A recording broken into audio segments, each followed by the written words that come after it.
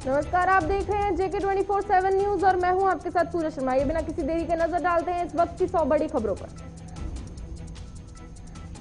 भारत में कोरोना संक्रमण की दूसरी लहर ने कोहराम मचा रखा है। इसी बीच भारत में कोरोना वायरस की दूसरी लहर के दौरान हो रही मौतों को लेकर विश्व स्वास्थ्य संगठन ने चिंता जताई है।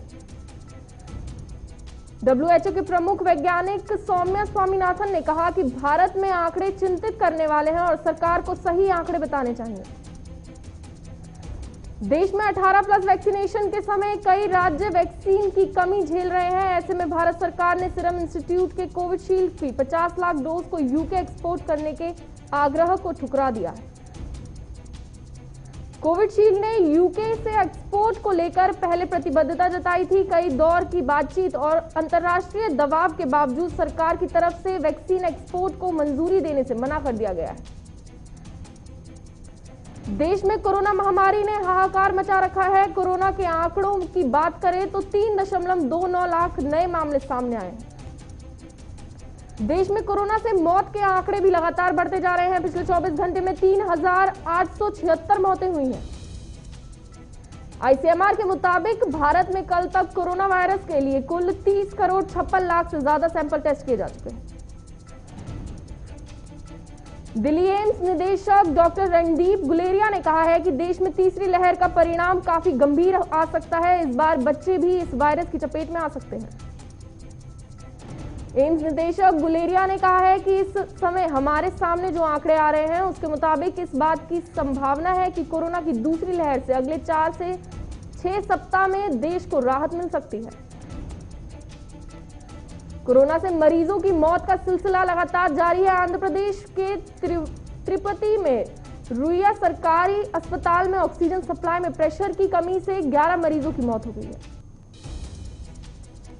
चित्तूर के जिला कलेक्टर हरिनारायण ने घटना की जानकारी दी है। CM YS जगनमोहन रेड्डी ने मामले की जांच के आदेश दिए हैं। चित्तूर के जिला अधिकारी M हरिनारायण ने कहा है कि ऑक्सीजन सिलेंडर को फिर से लोड करने में 5 मिनट लगे, जिससे ऑक्सीजन आपूर्ति कम होने में मरीजों की मौत हो गई। जम्मू कश्मीर के अनंतनाग में सुरक्षा बलों और आतंकियों के बीच मुठभेड़ में आतंकी मारे गए। IG कश्मीर ने बताया कि लश्कर-ए-तैयबा के 3 आतंकियों को सुरक्षा बलों ने घेरा हुआ है। अनंतनाग के वायलो में सेना और आतंकियों के बीच एनकाउंटर सुबह से जारी था। आपको बता दें कि कश्मीर जोन पुलिस ने ट्विटर पर जानकारी देते हुए बताया कि यह एनकाउंटर जिले के कोकरनाग इलाके के वायलू में हुआ। वहीं कश्मीर के पुलिस महानिरीक्षक ने बताया कि एनकाउंटर में लश्कर-ए-तैयबा के 3 आतंकी को मार गिराया है। मुंबई में वैक्सीन की कमी के बीच BMC ने बड़ा फैसला लिया है। BMC ने अब हाउसिंग सोसाइटी और कंपनियों को वैक्सीनेशन की अनुमति दे दी है। BMC ने बकायदा इसके लिए एक आधिकारिक गाइडलाइंस भी जारी की है। गाइडलाइंस के अनुसार हाउसिंग सोसाइटी और कंपनियों को वैक्सीन लाने से लेकर खुद ही कैंप भी लगाना होगा। AIADMK के 2 नेताओं के T मनुसामी और R वेतिलिंगम ने राज्यसभा की सदस्यता से इस्तीफा दे दिया है। पार्टी के सूत्रों ने यह जानकारी दी है। दिल्ली में कोरोना संक्रमण के मामले लगातार तेजी से बढ़ रहे हैं। इस बीच दिल्ली के मुख्यमंत्री अरविंद केजरीवाल ने कहा है कि दिल्ली को कोविड-19 की तीसरी लहर के लिए तैयारी करनी चाहिए। दिल्ली के मुख्यमंत्री अरविंद केजरीवाल ने भरोसा जताया है कि दिल्ली में जिस स्तर पर बुनियादी ढांचे को बढ़ाया जा रहा है, दिल्ली प्रतिदिन 30,000 मामले सामने आने पर भी इससे निपटने में सक्षम रहेगी। केरल के स्वास्थ्य विभाग ने मेडिकल ऑक्सीजन की कमी के कारण अस्पताल में हादसों को रोकने के लिए बायोमेडिकल इंजीनियर के नेतृत्व में एक टीम का गठन किया है। ये टीम राज्य के सभी अस्पतालों में ऑक्सीजन का ऑडिट करने के साथ पाइप, वॉल्व और तकनीकी खराबी के कारण मेडिकल ऑक्सीजन की बर्बादी को रोकेगी। केरल की पहली राजस्व मंत्री KR गौरी अम्मा का 102 साल की उम्र में तिरुवनंतपुरम के एक अस्पताल में निधन हो गया। देश में सबसे ज्यादा नए मामले कर्नाटक के 39,305 केस सामने आए हैं और 596 मौतें दर्ज की गई हैं। नए मामलों में कर्नाटक ने महाराष्ट्र को पीछे छोड़ दिया है। यूपी के बांदा जेल में बंद मुख्तार अंसारी की तबीयत खराब हो गई है। जानकारी के अनुसार ब्लड प्रेशर और शुगर बढ़ गया है। यूपी में कोरोना के चलते सरकार ने बड़ा फैसला लिया है। सरकार 10,000 कैदियों को पैरोल पर रिहा करेगी। ओडिशा के मयूरभंज में उप जेल में 21 अंडर ट्रायल कैदी कोरोना संक्रमित पाए गए हैं। प्रशासन ने यह जानकारी दी। तमिलनाडु के थेनी के एक आश्रम की स्थापना करने वाले ओमकारानंद महास्वामी जी का तमिलनाडु के एक अस्पताल में निधन हो गया है। भारतीय रेलवे ने देश के विभिन्न राज्यों की मांग पर अपने अभियान के तहत 295 टैंकरों में 4,700 मीट्रिक टन से अधिक तरल चिकित्सा ऑक्सीजन की आपूर्ति की है। गूगल ने कहा है कि वह चुनिंदा जगहों पर बिस्तरों और चिकित्सीय ऑक्सीजन की उपलब्धता से जुड़ी जानकारी देने के लिए गूगल मैप्स में एक नए फीचर की टेस्टिंग कर रहा है। ये टेस्टिंग टेक कंपनी के भारत में कोविड-19 महामारी की दूसरी लहर के बीच राहत प्रयासों में मदद करने की कोशिशों के तहत जारी की जाएगी। गूगल ने कहा है कि हम मैप्स में सवाल जवाब का इस्तेमाल करके एक नए फीचर का टेस्टिंग कर रहे हैं। देश की राजधानी दिल्ली में कोरोना संक्रमितों की लगातार बढ़ती तादाद के बीच मरीजों के लिए अस्थायी अस्पताल तैयार करने की मुहिम भी तेज हो गई है। दिल्ली सिख गुरुद्वारा प्रबंधक कमेटी और दिल्ली सरकार के साथ मिलकर नए कोरोना अस्पताल में सुविधाओं का इंतजाम किया है। आंध्र प्रदेश के चिकित्सा और स्वास्थ्य विभाग के प्रमुख सचिव अनिल कुमार सिंघल ने कहा है कि अगर केंद्र इजाजत देता है तो राज्य सरकार विदेशों से भी सीधा कोरोना वैक्सीन खरीदने के लिए तैयार है। उन्होंने कहा है कि राज्य सरकार ने स्पुतनिक वी समेत किसी भी उपलब्ध वैक्सीन को खरीदने टेंडर्स बुलाने का फैसला किया है। हालांकि इसके लिए केंद्र सरकार को इजाजत की जरूरत है। पश्चिम बंगाल में मुख्यमंत्री ममता बनर्जी ने अपने मंत्रिमंडल का गठन कर लिया है। 43 मंत्रियों के इस मंत्रिमंडल में 24 कैबिनेट मंत्री और 19 राज्य मंत्री बनाए गए। ममता बनर्जी ने अपने मंत्रिमंडल में 8 महिलाओं और 7 मुस्लिमों को मंत्री पद की जिम्मेदारी सौंपी है।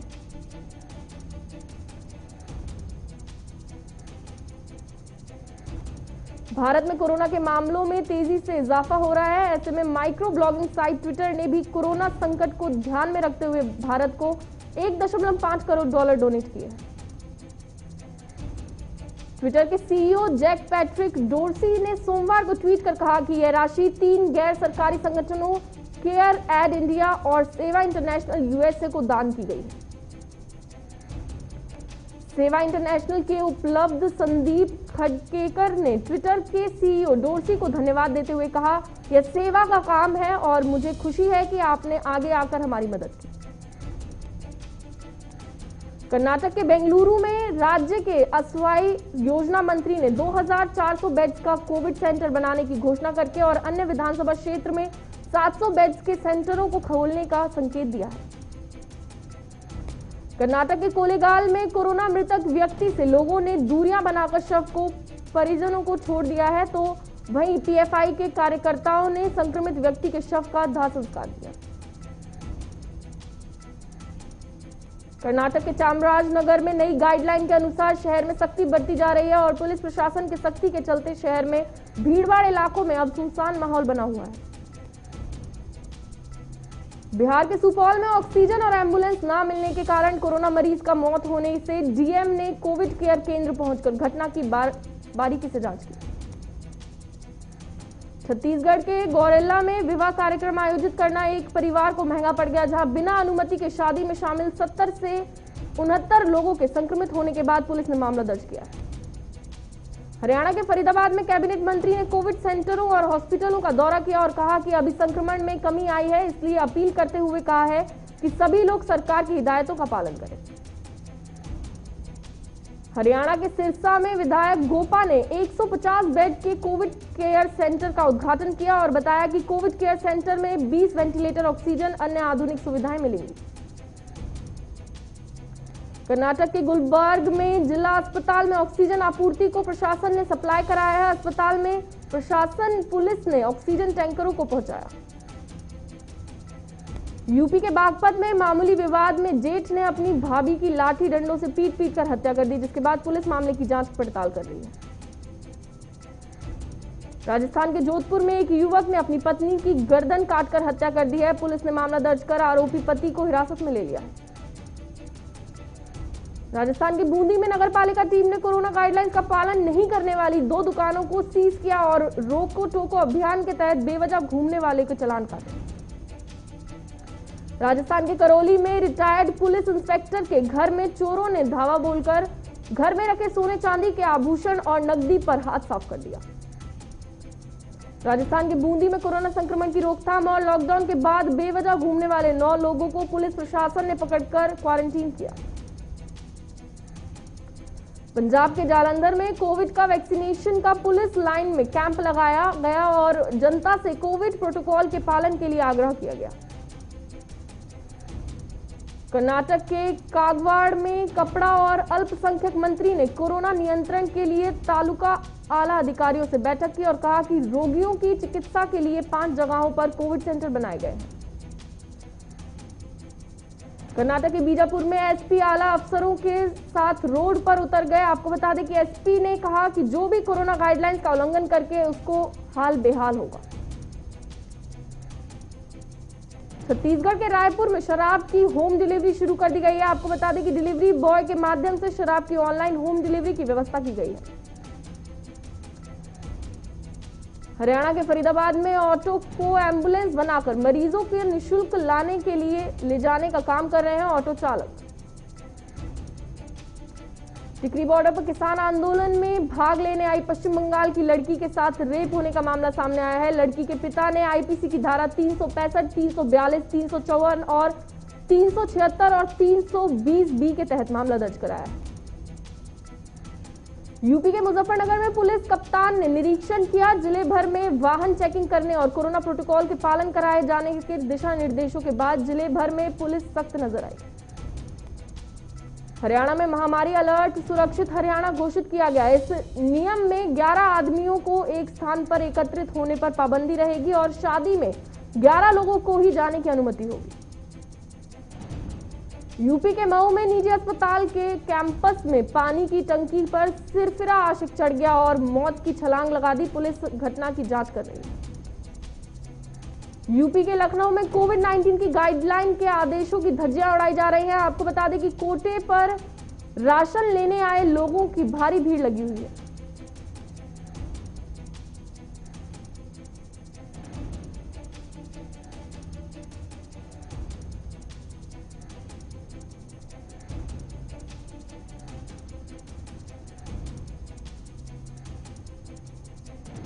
यूपी के मिर्जापुर में आंशिक कर्फ्यू लगाने के बावजूद बाजारों में इसका कोई असर देखने को नहीं मिला है और ना ही लोग कोरोना कर्फ्यू का पालन कर रहे हैं। यूपी के अमेठी में मछली बंटवारे को लेकर 2 पक्षों में मारपीट हुई। आपको बता दें कि मारपीट में कई लोग मौके पर पहुंची पुलिस, कई लोगों में झड़प हो गई और मौके पर पहुंची पुलिस मामले की जांच कर रही है। यूपी के बरेली में सिपाही से मास्क के लिए पूछना एक शख्स को भारी पड़ गया। सिपाही ने शख्स को मोबाइल छीनते हुए थप्पड़ जड़ दिया। एसपी ने मामले को संज्ञान लेकर सिपाही को लाइन हजार किया है।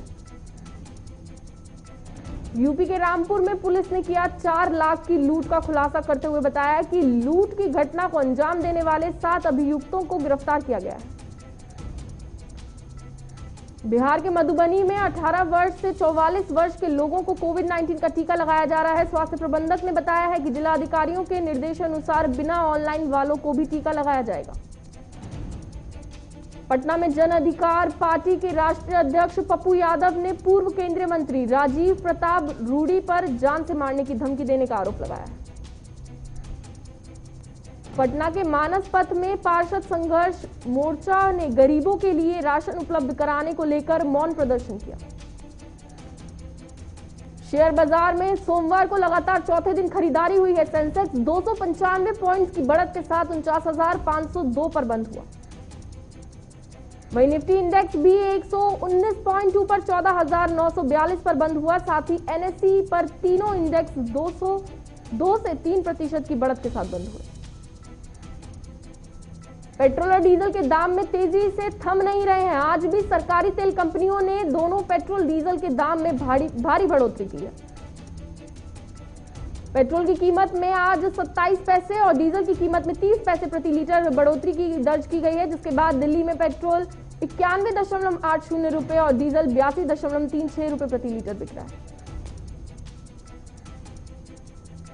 लगातार बाजार की तेजी में म्यूचुअल फंड और एलआईसी ने मार्च तिमाही में कंपनियों के शेयरों को बेचकर मुनाफा कमाया है। दिसंबर तिमाही में यह 3.70% पर थी, जो मार्च में घटकर 3.66% पर आ गई है।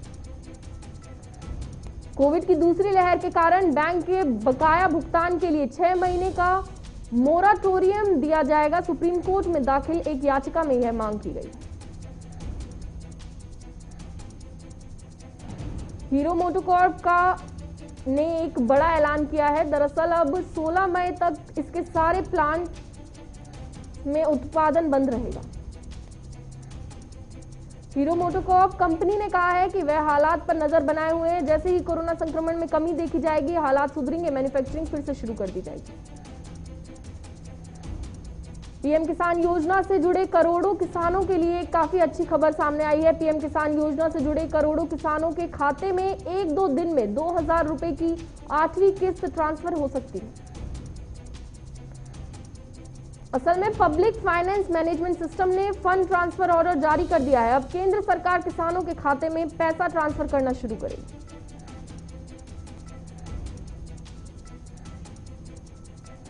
दुनिया में कोरोना के मामले लगातार बढ़ रहे हैं। दुनिया में पिछले 24 घंटे में 7.75 लाख नए केस सामने आए हैं। वहीं 13,648 लोगों ने इस महामारी के चलते अपनी जान गंवा दी है। उधर ब्राजील में नए केस 2 दिन की राहत के बाद फिर से बढ़ने लगे हैं। आपको बता दें कि अमेरिका और भारत के बाद ब्राजील दुनिया का तीसरा सबसे संक्रमित देश बन गया है।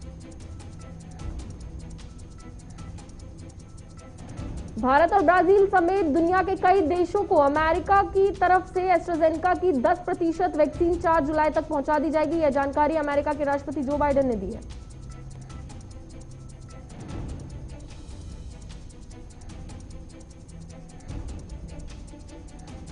अमेरिका में 12 से 15 साल के बच्चों को फाइजर की कोरोना वैक्सीन को मंजूरी देने की तैयारियां शुरू हो गई हैं। US food and drug regulator अगले हफ्ते वैक्सीन को इजाजत दे सकता है।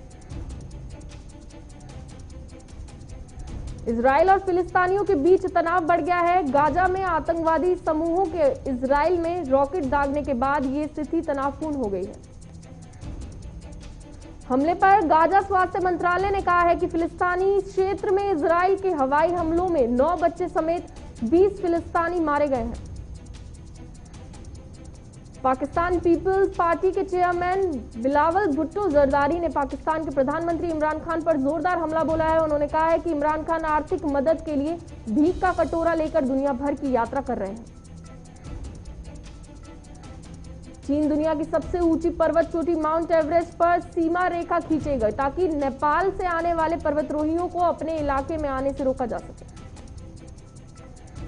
भारत में कोरोना के मामलों में तेजी से इजाफा हो रहा है। इसी बीच कोरोना संकट से निकलने के लिए ट्विटर ने भारत को $1.5 करोड़ डोनेट किए हैं। ट्विटर के सीईओ जैक पैट्रिक डोर्सी ने ट्वीट कर कहा है कि यह राशि 3 गैर सरकारी संगठनों यानी केयर एड इंडिया और सेवा इंटरनेशनल यूएसए को दान की गई है। कोरोना वायरस के चलते अजय देवगन, सिद्धार्थ मल्होत्रा और Rakul Preet Singh starrer thank God करीब 2 करोड़ रुपए के घाटे में चली गई है। देश में जारी कोरोना संकट के बीच प्रभास और पूजा हेगड़े स्टारर राधेश्याम के मेकर्स ने नेक फैसला लिया है। उन्होंने कोविड मरीजों के इलाज के लिए हैदराबाद के एक हॉस्पिटल में 50 हॉस्पिटल सेट देने की मांग की है। अमिताभ बच्चन चुपचाप लोगों की मदद कर रहे हैं, जिसकी वजह से उन्हें ट्रोल्स का सामना करना पड़ रहा है। लेकिन बिग बी ने अब इन लोगों की जमकर क्लास लगाई है और ब्लॉग पर चैरिटी की लिस्ट डाली गई है। कोरोना संक्रमित लोगों को हॉस्पिटल में बेड्स नहीं मिल रहे हैं और ऑक्सीजन की भी कमी देखने को मिल रही है। ऐसे में भोजपुरी फिल्म इंडस्ट्री के मशहूर अभिनेता खेसारी लाल यादव ने इस महामारी पर एक झकझोर देने वाला गाना पेश किया है। सोनाक्षी सिन्हा, रितेश देशमुख और जेनेलिया डिसूजा ने कोरोना वैक्सीन का पहला डोज ले लिया है। रितेश और जेनेलिया ने फोटो शेयर करते हुए लिखा कि वैक्सीन लगवा ली है, आइए मिलकर इस कोरोना से लड़ते हैं। खिलाड़ियों के परिवार पर कोरोना काल बनकर टूट गया है। अब तक कई खिलाड़ी अपने करीबियों को खो चुके हैं। Olympic gold medallist MK Kaushik का भी नहीं रहे हैं इस दौरान।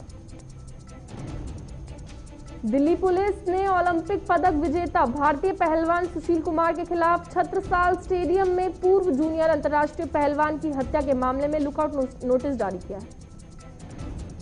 कोरोना वायरस से संक्रमित लोगों की मदद के लिए आईपीएल की फ्रेंचाइजी सनराइजर्स हैदराबाद आगे आई है। सनराइजर्स ने मालिक सन टीवी नेटवर्क ने कोविड-19 के खिलाफ जंग के लिए 30 करोड़ रुपए का दान किया है। श्रीलंका के विस्फोटक बल्लेबाज को मिली बाइज्जत रिहाई। आपको बता दें कि भ्रष्टाचार के आरोप से आईसीसी से मुक्त किया गया है। टीम इंडिया श्रीलंका में 3 वनडे और 3 टी20 मैचों की सीरीज खेलेगी। दौर की शुरुआत 13 जुलाई को होगी। वनडे सीरीज का पहला मैच इस दिन खेला जाएगा।